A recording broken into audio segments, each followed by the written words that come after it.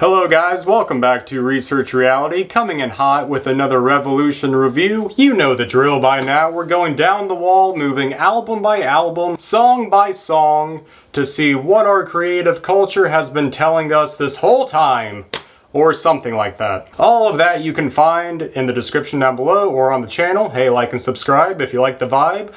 But now, as you know, hopefully, if you've been watching, we're now moving on to the fourth album from Rage Against the Machine, the album Renegades. Now for this one, we're actually moving down to track 4 because the first 3 don't really pertain to the channel thesis all that much. So with that in mind, we're starting off with the track Renegades of Funk. Not to be confused with the song Renegades of Funk. No matter how hard they try, they can't stop us now. So moving along with the Renegades theme, this song travels between different eras, kind of picking out noteworthy people within those eras, talking about how they are trailblazers in their own way, or people with, as the lyrics say, their own philosophies. Taking a look at the lyrics, we're the renegades of the atomic age. Know what I'm saying? While nothing stayed the same, there was always renegades. It goes on to name various people like Chief Sitting Bull, who was a prominent Native American who led various battles against the United States government as they expanded into Western territories. This includes battles like Little Bighorn, where even though the battle was won, it still inevitably led to his exile into Canada. And while he did eventually return to the United States, this caused quite a stir amongst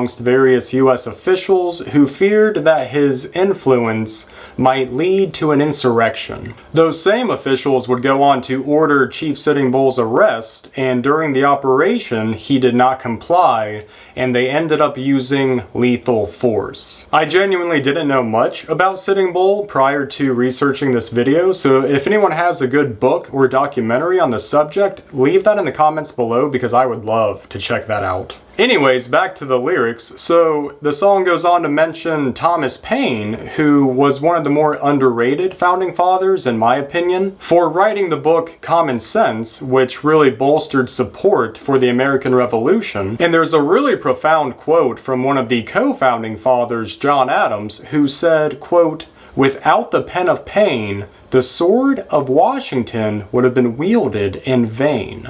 Because without that literary support, you may have had less military support. The song also mentions Martin Luther King Jr. and Malcolm X, and I feel like a lot of people know MLK pretty well, but maybe less so with Malcolm X. His autobiography is honestly a tremendous read, and Time magazine actually said that it was one of the top 10 most influential nonfiction books of the century, and honestly, after reading it, yeah, I think it deserves that title. So we've named all of these people, but what exactly does it mean to be a renegade? The song goes on to say that renegades are people with their own philosophies, you know, they change the course of history, and really at the end of the day, they're just normal people like you and me. And it goes into a bunch of specifics about using music to further a renegade agenda. I mean, who would do such a thing? Using music to promote a message? I mean, who in their right mind would do that? The next track, Beautiful World, describes just that. A beautiful world with beautiful people and beautiful things, all for you,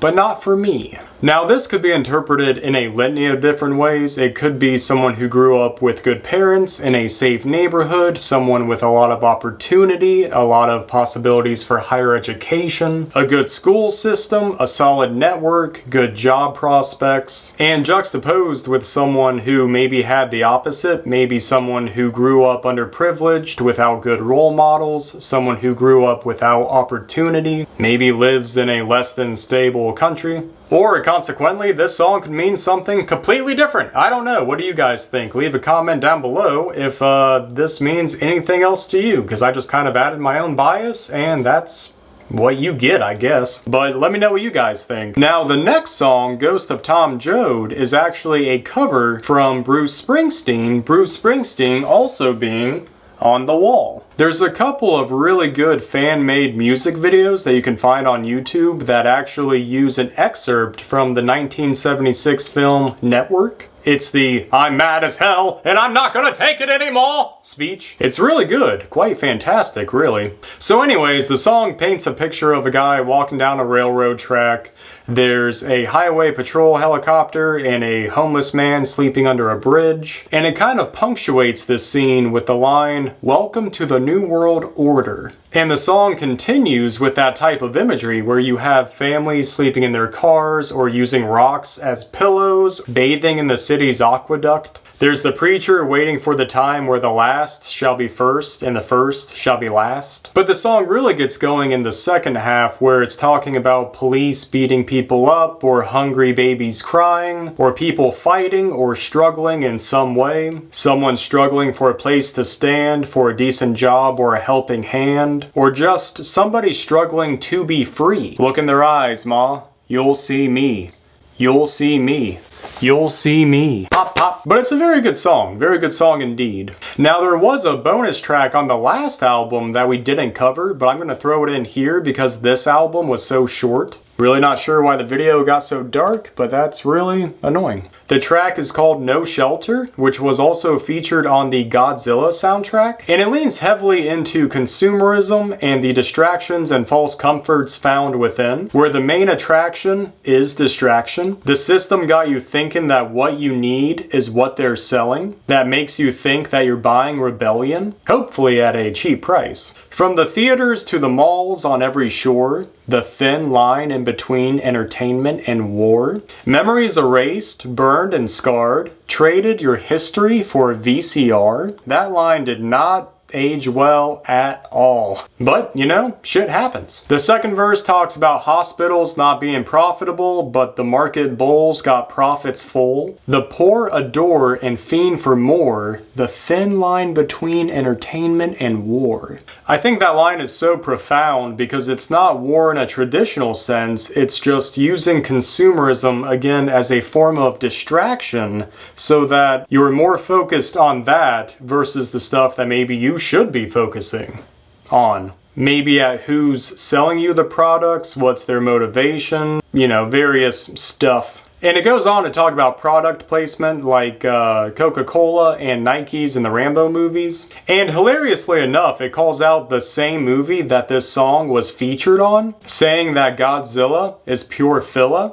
Or filler, you know? Kind of funny. And that concludes the review for Rage Against the Machine's fourth album, Renegades. I really can't thank you guys enough for watching. If you like this video, feel free to hit that like button, or you can hit the subscribe button if you want to see more content like this. If you want to further support the channel, there is a Patreon account that has exclusive videos that you can check out if you so choose. And if you liked this video, leave a comment below. If you have a better read on any of these songs, you can let me know also in the comments section. And definitely let me know if there's an album on the wall that you would like to see me review next. As always, guys, thank you again so much for watching. Take care, and we shall see you on the next one. Later.